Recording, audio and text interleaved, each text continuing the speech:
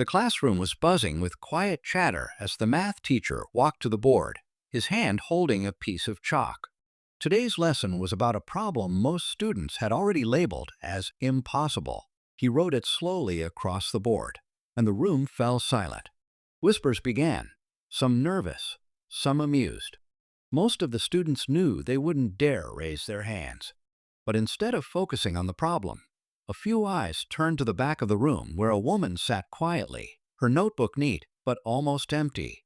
She wasn't dressed like the others, didn't carry herself with the same bold confidence, and because of that, she often became the target of snickers and jokes.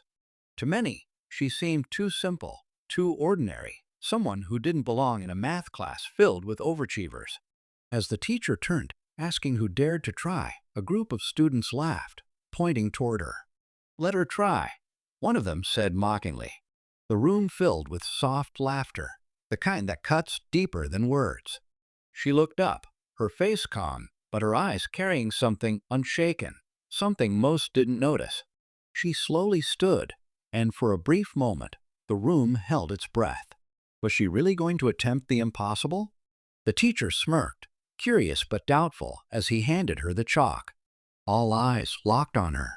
Some expected her to freeze. Others waited for her to embarrass herself. But instead of hesitating, she began to write with steady hands, her movements quick and precise. Seconds ticked by, 5, 10, 15, and the room grew restless with disbelief. At 17 seconds, she put the chalk down. The answer was there, clear and correct. The silence that followed was heavy, almost shocking. And that's where the real story begins. No one moved. The chalk still rested on the board, her answer glowing brighter than the whispers that had filled the room only moments before. The teacher leaned forward, scanning the numbers again and again, as if expecting to find a mistake. But there wasn't one. It was flawless. A problem most had dismissed as unsolvable had been cracked in under half a minute, and not by the best student in the room, but by the woman who had been mocked the most. The others shifted in their seats, unease spreading across their faces. They had laughed, they had doubted, yet she stood there calm, her expression unchanged. Who was she really? Why had she stayed so quiet all along? The mystery around her only grew deeper. She wasn't like the typical students who carried piles of books or scribbled endless notes. She came to class quietly, listened more than she spoke, and left without drawing attention. Many had assumed she didn't understand the lessons, that she was simply wasting time. But now, in just 17 seconds, she had proven every one of them wrong. The teacher finally broke the silence. His voice was steady, but carried an edge of disbelief. "How? Did you do this?" he asked, almost whispering. She didn't answer right away. She glanced at the class, her eyes soft, almost kind, as if she wasn't seeking to embarrass anyone. Her silence only added to the tension. The students who mocked her earlier sank lower in their seats, their laughter replaced by a nervous hush. What kind of mind could solve what even their teacher had labeled impossible?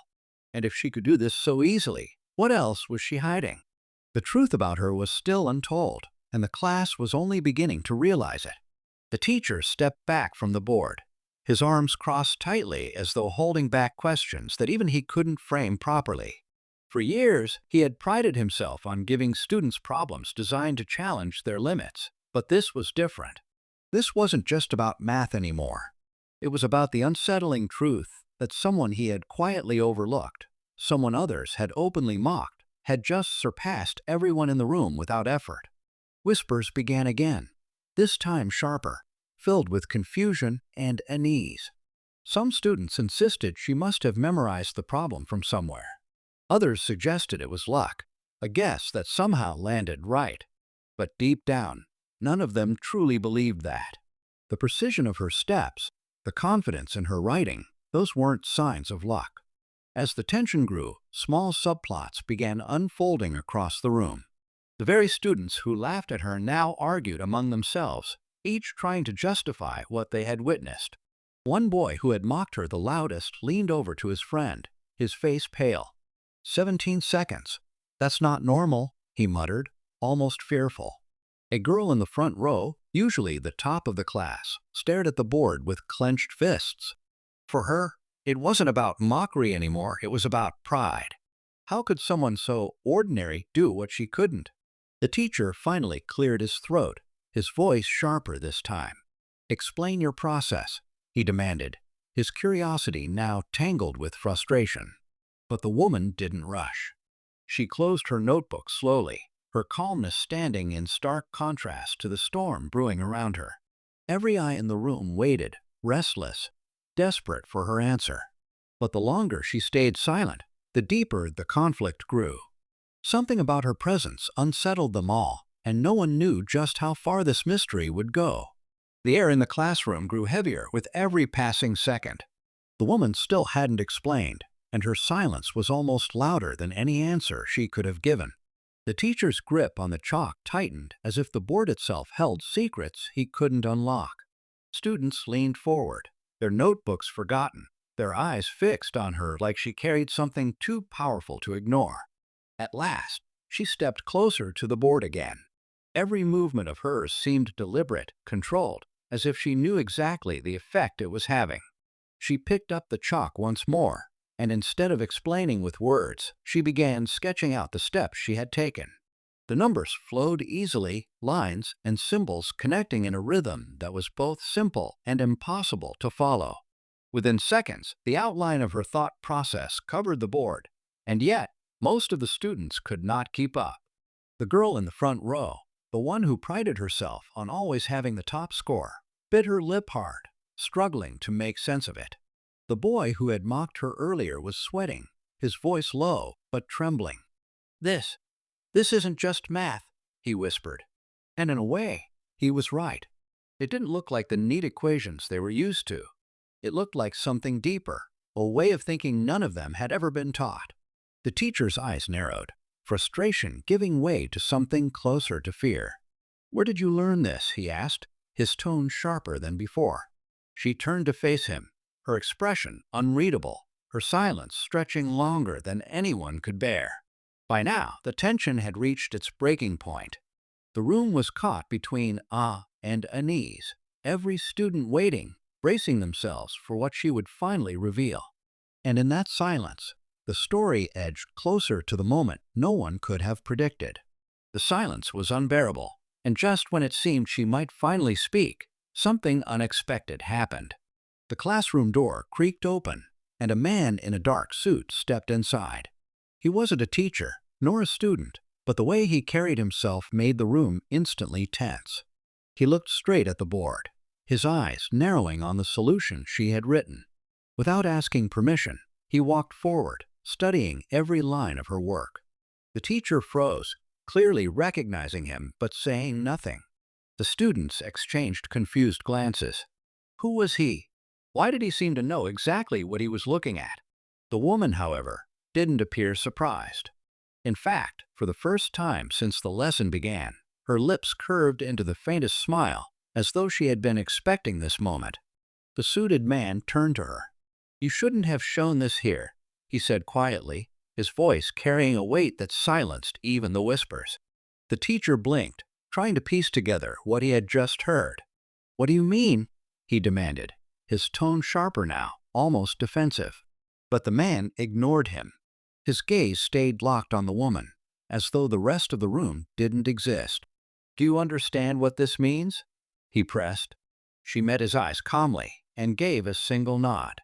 The students shifted uncomfortably, their earlier mockery now replaced by a deeper unease. The problem had seemed like a test of math skill, but suddenly it felt like something larger, something that stretched beyond the classroom. The board, once filled with numbers, now looked like a code, a secret never meant to be solved. The teacher's voice cracked through the silence. "What's going on here? Who are you?" But no one answered. And in that unanswered question, the stakes had just risen higher than anyone could have imagined. The classroom had never felt so small, the air pressed tight with questions no one dared to ask aloud. All eyes flicked between the woman, the stranger in the suit, and the problem on the board that no longer looked like a simple equation. The teacher, his pride wounded, but his curiosity stronger, finally demanded, "Enough. Someone explain this. The woman took a slow breath, her calmness almost unnerving. It wasn't just a math problem, she said softly, her voice steady. It was a pattern, one hidden in plain sight. Numbers don't just solve questions, they reveal truths. She pointed to the board, each line of her work now making sense in a way that felt both brilliant and unsettling. The students leaned closer, realizing that what she had written wasn't only about numbers. It was a formula that could be applied to bigger, real-world problems. Problems people had long thought unsolvable. The suited man's tone grew urgent. And truths like this are dangerous in the wrong hands. He turned to the class.